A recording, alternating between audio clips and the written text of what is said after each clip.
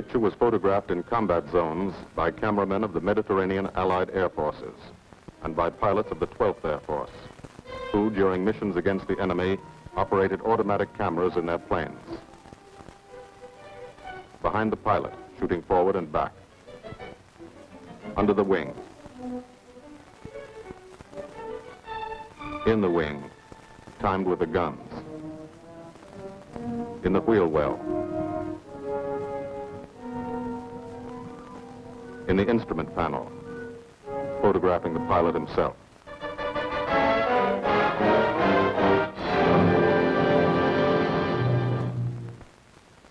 The commanding general of the United States Army Air Forces, General Carl Spaatz, has asked me to tell you something about this picture.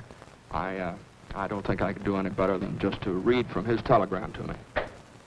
Thunderbolt was made in 1944, ancient history. It was made about one fighter-bomber group in the Italian campaign. It happens to be an American group. But the same story could well be told of the Royal Air Force groups which participated so gallantly in the same air offensive. As a matter of fact, the story belongs to all men who fought for freedom and did it a long way from home. Signed, Spaatz. Thank you.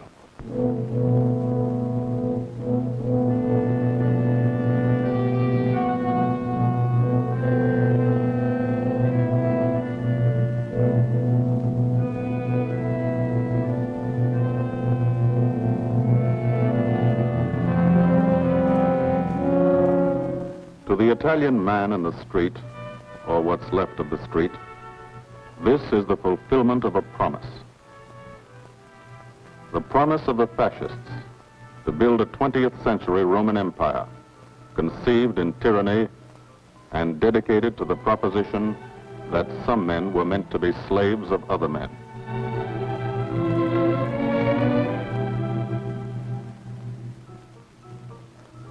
Special victims were the children.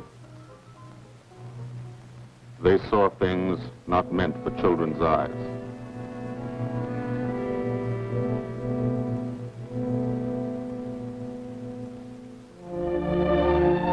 From the air, Italy is more remote.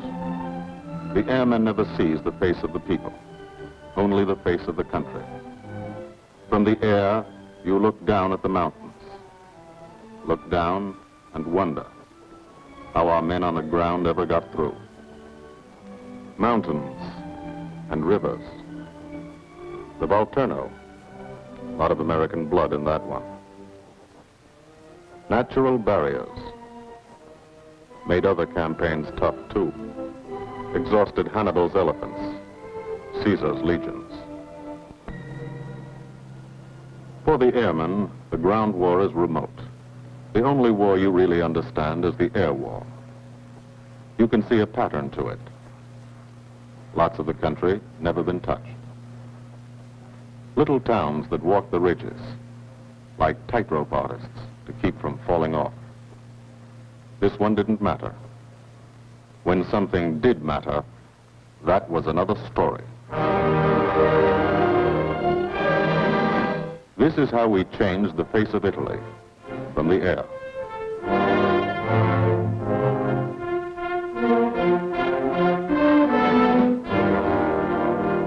They boasted Italian trains ran on time.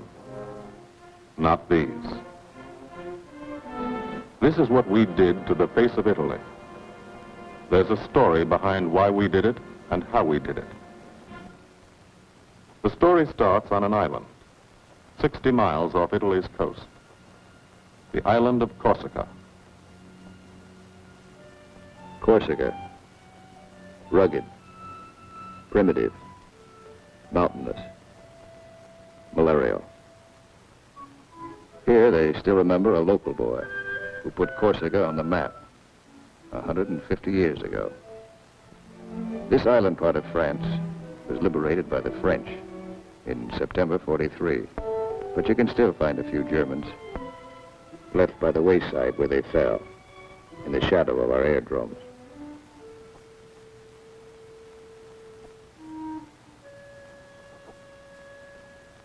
Alto Air Base. Sunday morning. Here, Sunday is like Monday. And Monday is like every other day in the week. A working day.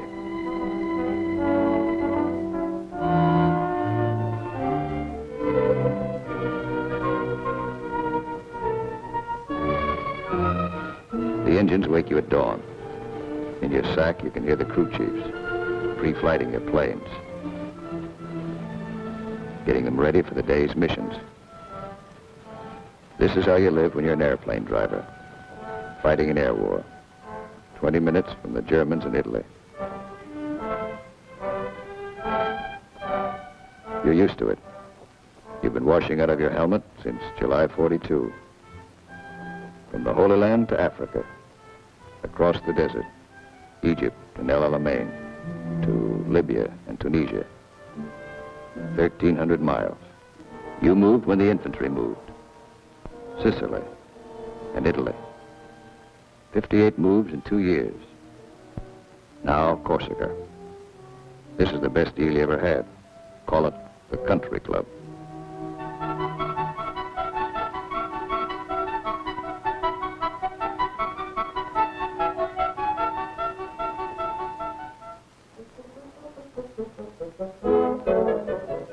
When you talk about air power, this is what you mean.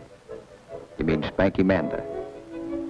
Major Francis S. Manda of Metmore, New Mexico. Squadron operations officer. Not a desk job. Had over 170 missions, working for 200. He's 22. You mean Captain Howard Hickok of Ames, Iowa. He's a flight leader. Just had 30 days in the States.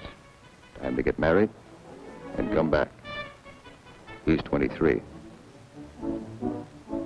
Or, in his Italian general's trailer, Gil Wyman, Louisville, Kentucky. Hardly looks old enough to vote, but he's boss of a squadron. He signs his letters, Gilbert O. Wyman, Lieutenant Colonel, Air Corps, commanding. The old man. He's 24.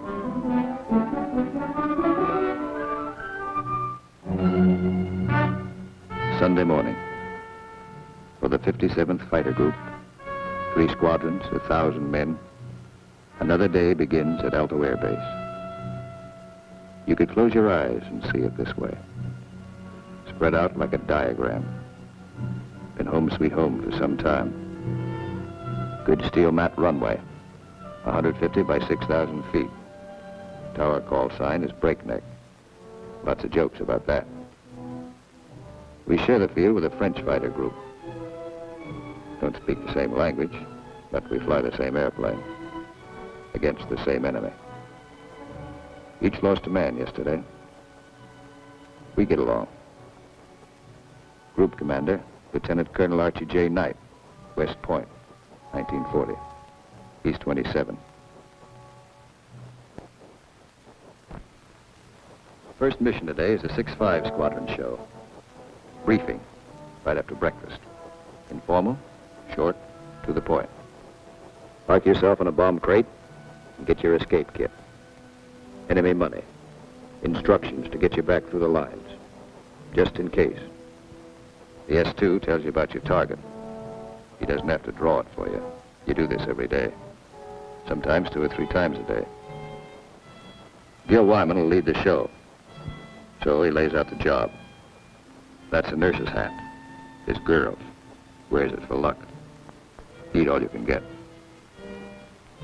The brass upstairs plans the war. They want something done, they pick up the phone. You do it. Don't always know why they send you out on a mission. Don't always care. But you know there's a reason. A good one.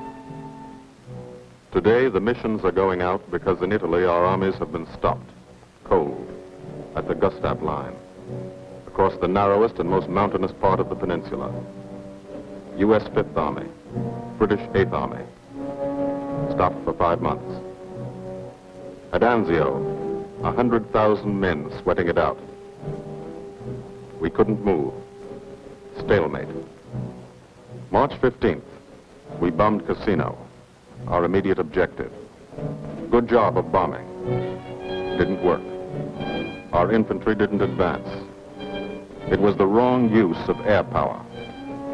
Wrong because we were not taking advantage of the airplane's greatest asset, its ability to get behind the enemy.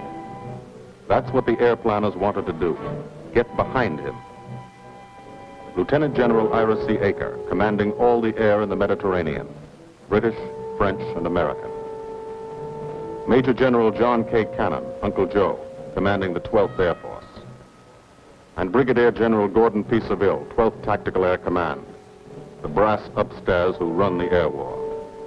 They said, let's not hit him here. Let's hit him here. Let's isolate the battlefield. Let's weaken the entire German front by depriving it of supplies, fuel, food, ammunition, reinforcements. They call the plan Operation Strangle. This is what we want to do with airplanes. How? A lot of railroads in Italy. This is the enemy. Keep the trains from getting through. A lot of rivers in Italy, and over 700 major bridges. We figured if a train came to one, and it wasn't there, it'd be kind of tough to get across. Medium bombers got many of the important ones, but bridges are long, narrow targets, difficult to hit and destroy. Took a lot of trips, bombs, planes, men. We started to use a special weapon. A fighter bomber, the P-47 Thunderbolt. One engine, one man, one bomb on each wing, extra fuel tanks for range. 6-5's crew chiefs taxi from the dispersal points to the end of the runway. Line up the squadron.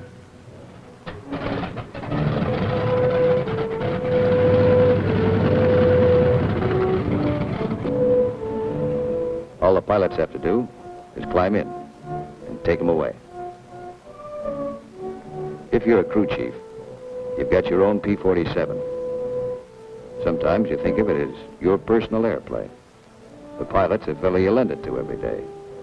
You let him fly around in it, and you expect him to bring it back in good condition. No bullet holes or flak holes. After you've been lending your airplane to one pilot for a long time, you get attached to him, too.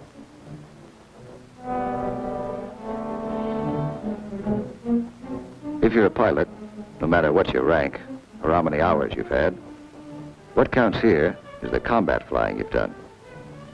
Unless you've done plenty, you're a beginner. You're called a sprog. And you remain a sprog until you're wise to the tricks of the trade. After you put a few missions behind you, you become a sport. Then, with plenty of action, 50 or 60 missions, if you're still around, you're promoted. You become an old sport, a veteran. The big shots, like Gil Wyman, are called wheels. No one knows exactly why. This fella's a wheel, too. Says so in his plane. Major Richard O. Hunziker of Tucson, Arizona. Got 179 missions. Your crew chief can't go along, so you always like to tell him what you're going to do. Got a triple threat mission today. Each section's going after a bridge. I'll come in on a course of about 40 degrees. Same old thing. Go out there and dodge around in the ack-ack. Dive bomb out of a left-hand turnabout and carry the bombs right on down. We're flying top cover on the other two sections while they bomb, and then we go in ourselves. Weather's supposed to be Cavu, so maybe we'll have a good show.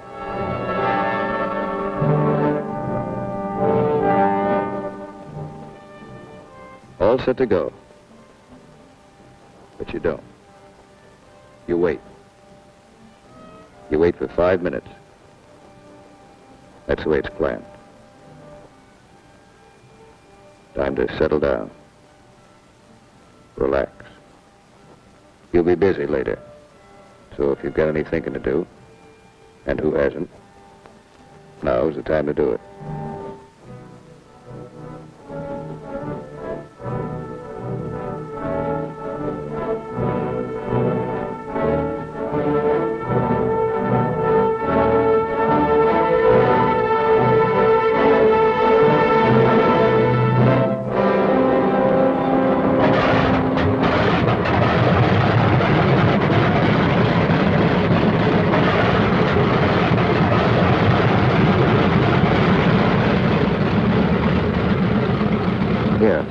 I get back.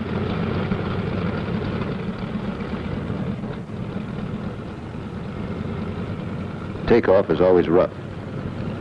Thunderbolt's a heavy airplane. Besides, you've decorated it like a Christmas tree. Belly tank, rockets, guns, 500-pound bombs, cameras. Hello, Breakneck. Cola leader here. We clear to take the runway for a takeoff. Over. Roger, Cola leader from Breakneck. You're clear number 1 to take off. Roger, Breakneck. Thank you. The mile of steel runway will shrink to nothing under you. Halfway down, by the tower, you'll be committed. That means you can't slam on the brakes and stop. Once you're committed, you usually go up. First pair, Wyman and Gustafson.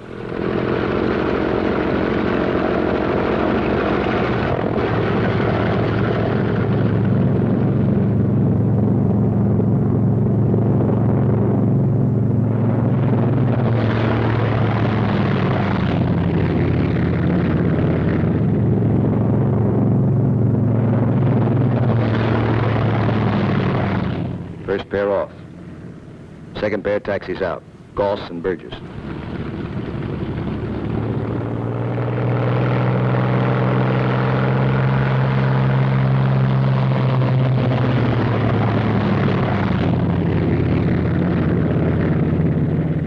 Made it okay. Manda and Richardson.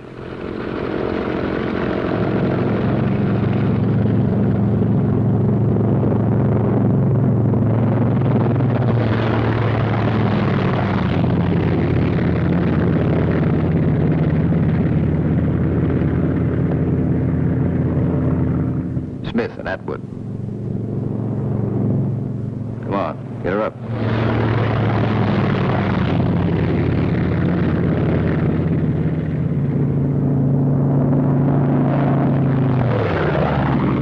Hickok and Morrow.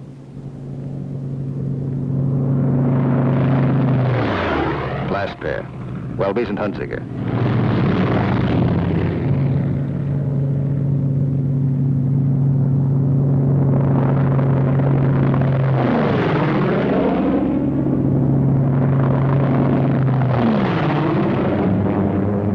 The squadron is airborne.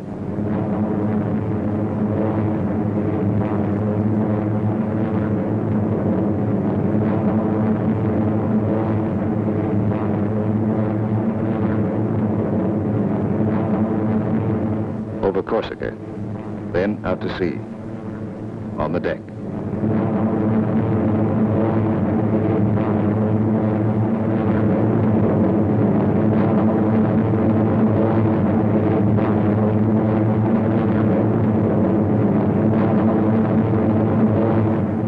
Miles east to Italy. Flying from Corsica, you go only 60 miles and you're 150 miles behind the German front. Turn again on that castle. Now you're heading north into the mountains.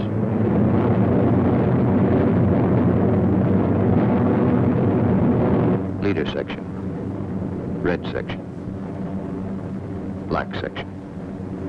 Formation flying, a game of follow the leader, the squadron leader. He navigates, makes the decisions. Doesn't tell you what to do, does it? You follow, wingtip to wingtip.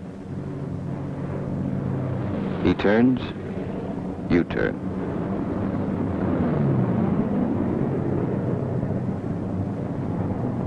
He climbs, you climb.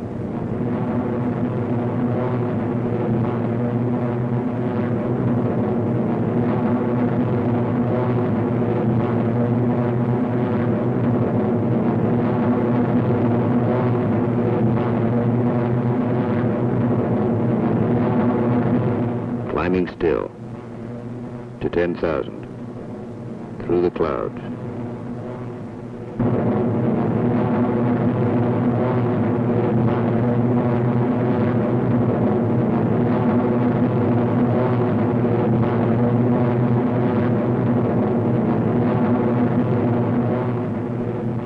Getting close. Start looking for the target. Stuck down there in one of those ravines. All look alike. Wingman, he's back. Keep the formation spread out.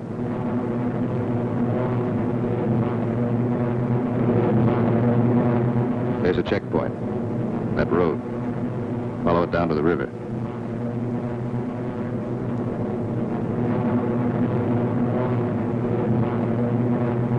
Your first bridge should be down there. Somewhere.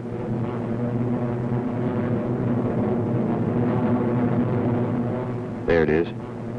Pass over it. Come back and attack from the opposite direction. One of the tricks you've learned. Leader section. Goes into loose string formation. One plane behind the other. Then, Wyman peels off.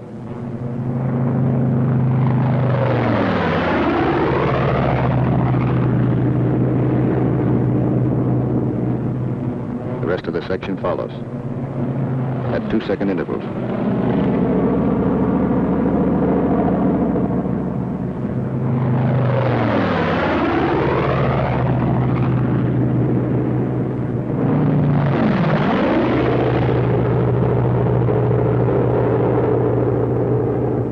Last man goes in. No bomb sight in the P-47. Pilot does his own aiming. Bomb bursts from the planes ahead. Couple of misses. Direct hit. I hope your aim is good.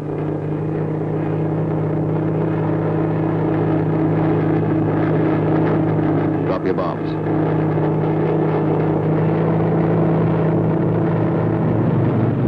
Pull out. They black you out for a second. Blood drains from your head. But you're young. It comes back fast. You're all right now. Leader section reforms. Top cover.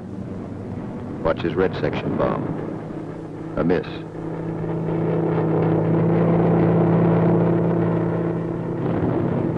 Another miss.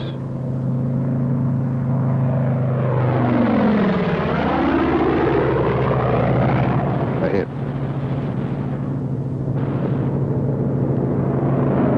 Section goes down.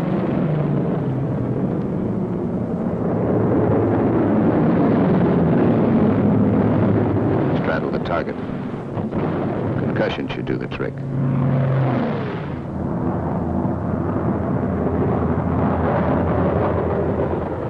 No more bombs. Still got plenty of gas. Plenty of ammo. Go in the prowl. Ease down on the deck. See what you can find.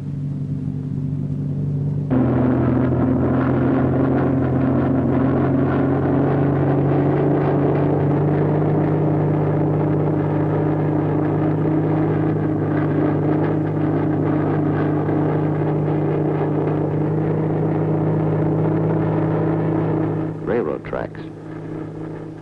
Following tracks. Not a bad way to find a train. You spot one. Kick her over.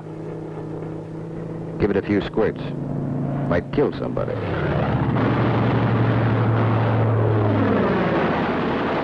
Bust the locomotive first. Train can't move now. Let's see what's in those boxcars. 12 of you. You'll all crisscross in. Everybody takes a few passes.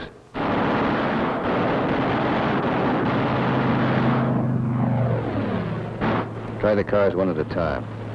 Might be something interesting in them. Usually is.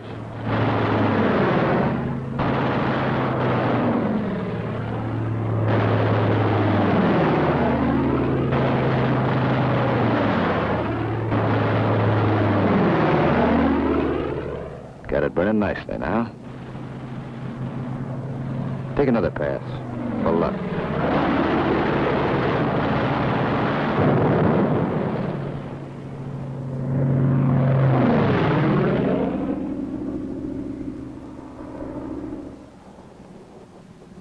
Strafing spreads the squadron over the sky.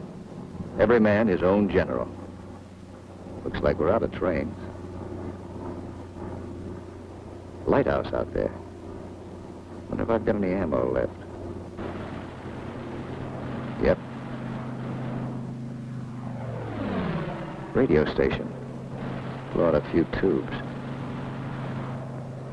Somebody in that field. Don't know who they are. No friends of mine.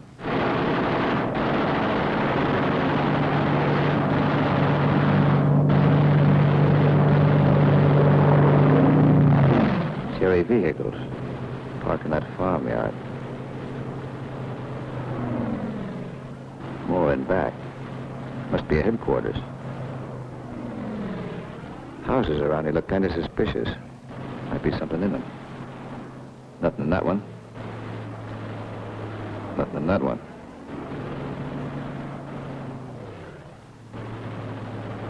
Could be wrong. Nothing in that one. Uh-oh. What do you know?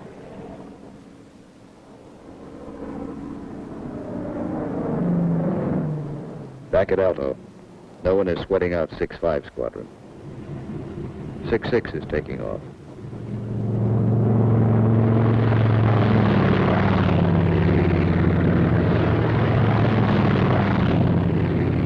No one will sweat them out either. There are too many missions. 9 for today. When you don't fly, you've got things to do. Try to make some sort of life for yourself. In trying, you've improvised an American community. Step off the field, you're in Corsica. Step back on, you're in America. This is part of the war, too. The endless detail of living. The dust is a problem. Dust is good for the laundry business. Hand laundry. Branches everywhere. Community laundry. 3-day service. And for the rugged individualist, water supply, pump, heating unit, washing machine. The sergeant used to sell these in New Orleans. He's keeping his hand in. The barber shop. And for the next customer, always something to read. Never more than a year old. Bus line. Lunchtime special.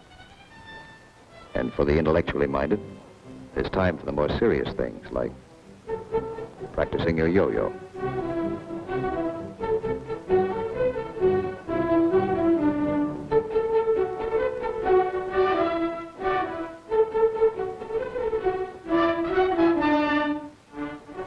If there's anything you want, don't ask for it.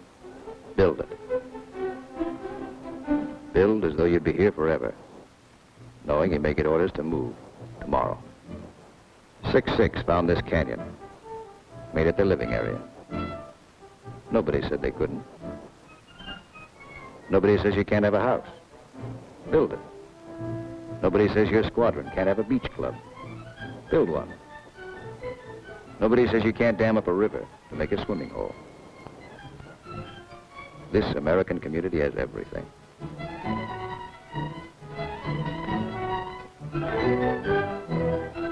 When you come off your shift and somebody else is carrying the ball, you try to relax, enjoy yourself. In danger a couple hours a day, the rest of the time, you're out of it. Beach club's a busy place. So is the Mediterranean. Mussolini once called it Mare Nostrum, our sea. But that was yesterday.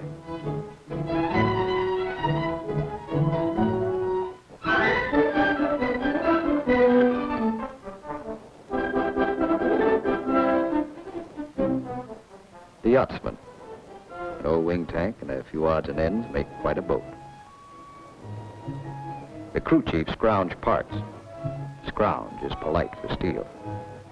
Scrounge him from wrecked Jerry planes, banged up Italian cars, old parachutes for sails. They use only the best quality junk. Sometimes when you can get a PX ration of beer, you drink it. Then you look like this.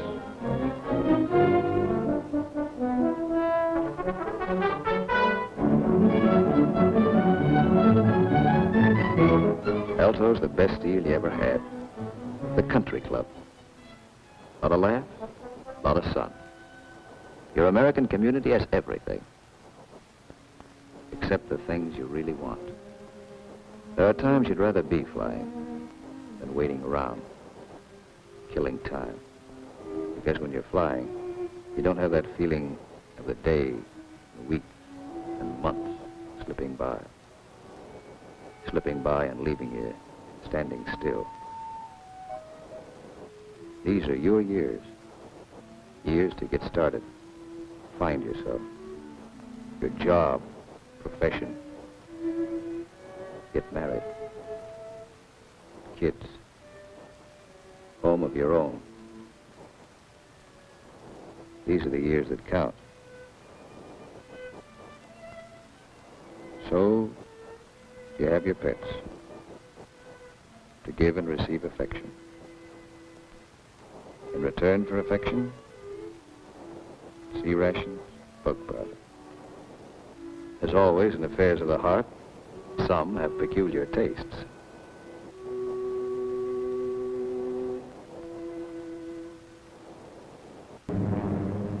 Six Squadron, heading out. 6-5 Squadron, heading home.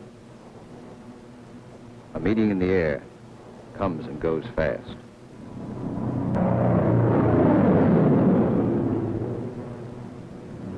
Six-5, leader section.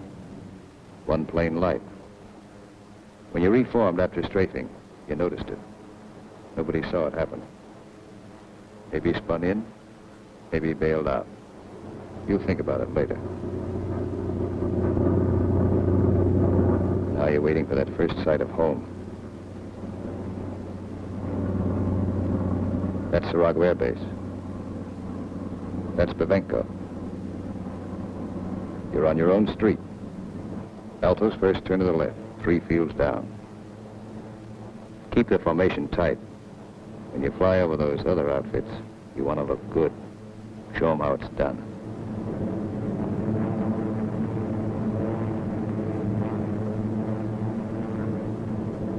Alto, home. You come in low and peel up.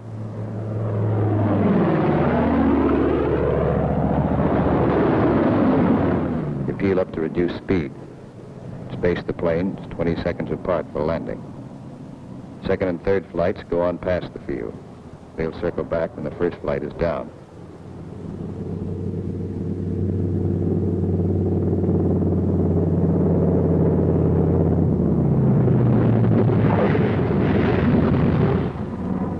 Drop your gear.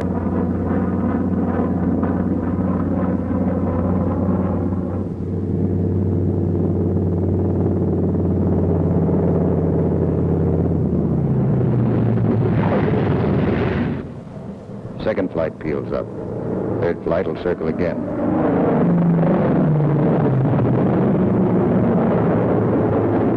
This is all the flying the ground crews see.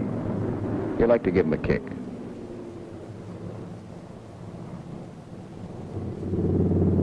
Sometimes you're tired. Land them rough.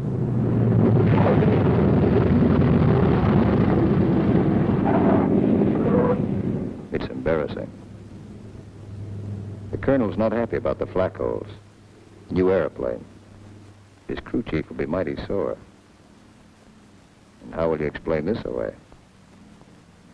Then, after the interrogation, you relax. Grab off some donuts and coffee. Jive with a Red Cross girl who meets every mission. And fly the show all over again, on the ground. Wyman goes back to work at being a colonel. Missing an action report to sign. A telegram from the War Department has to start somewhere. By mid-April, every rail line in Italy was blocked. We drew a line of interdiction across the country. No train could move south of it. South of it, the railroad system was dead.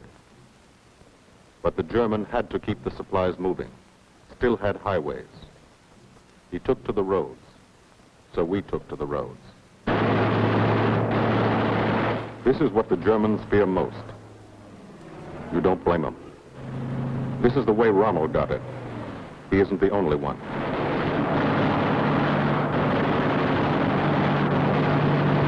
When you clobber a highway, you burn plenty of ammo. Cyclic rate of fire, 800 rounds a minute. You've got 8 guns, 106 bullets a second.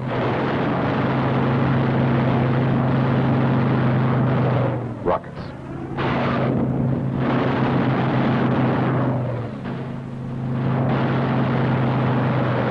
Those aren't just trucks and Germans. You're stopping ammunition before it's fired on the Fifth Army front. And you're doing it 200 miles behind that front.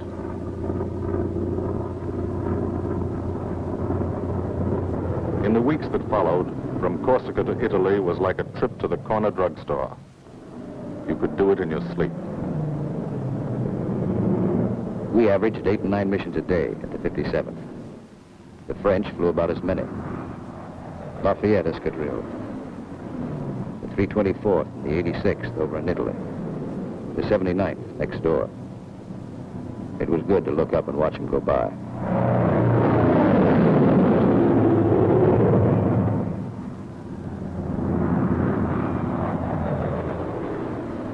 But there were other things. There were those pillars of smoke. Never knew when you'd see one. That's a wreck. A P-47's cooking, and there's a man in it. When they hit like this, there's nothing to do. Let them burn. And stay clear of the exploding ammo. Keep on landing. You have to. No place to park up there. Why did it happen? Engine cut out for a second. 200 yards from the runway. 200 yards from home. Flak damage might have caused it. You'll never know for sure. All you know is the sum. The war is expensive. You wish the people back home could at least see it.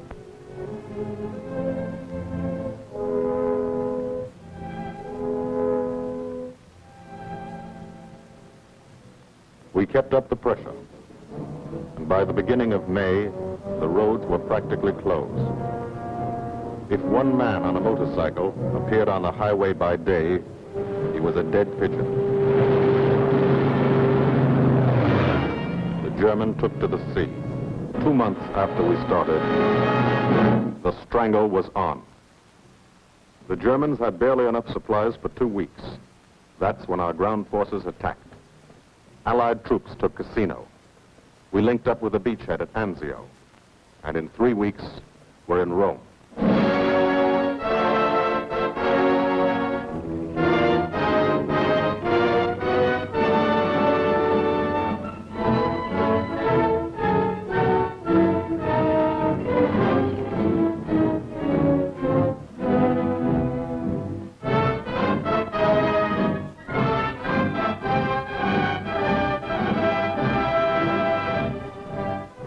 The men on the ground pushed north, and as they moved up, they saw what had been done to help them.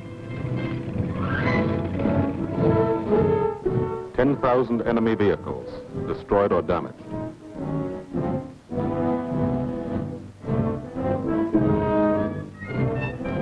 In every town they took, no marshalling yard.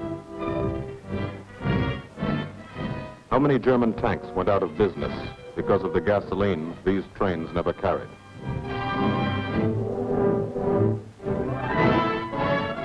They advanced, and they saw the bridges. How many German shells were never fired because they couldn't get across the rivers?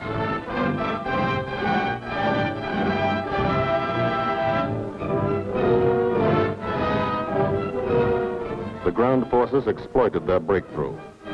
In plain language, they shot and killed Germans. And they ate up the country. Almost 250 miles in one non-stop offensive. The ground forces won a battle, but they still had a war to fight, and you were still flying missions.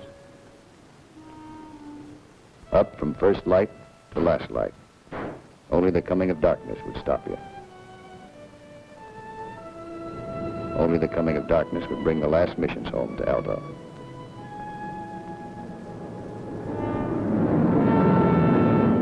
Then the long work day would end. Some men hit the sack early, and some spent another quiet evening at the club, Colonel Wyman's Country Club, for airplane drivers. Everybody has a good time, stay in bed.